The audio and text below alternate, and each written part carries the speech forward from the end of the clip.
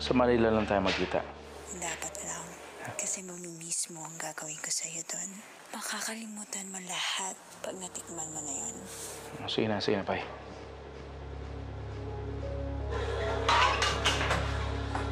Bakit parang parati ka na lang may kausap sa telepono? Sino yun? Mga kasama ako sa trabaho. O ano, may mga gamit pa ron. Bababa ko muna to, ha? Balik na lang ako.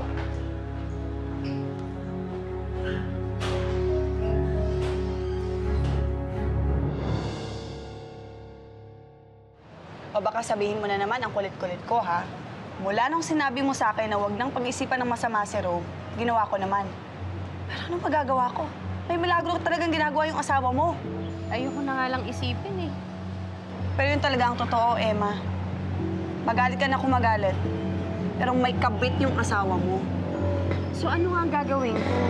Talasan mo yung pandinig mo. Yung pakiramdam mo. Kailangan nating malaman kung sino yung babae ng asawa mo.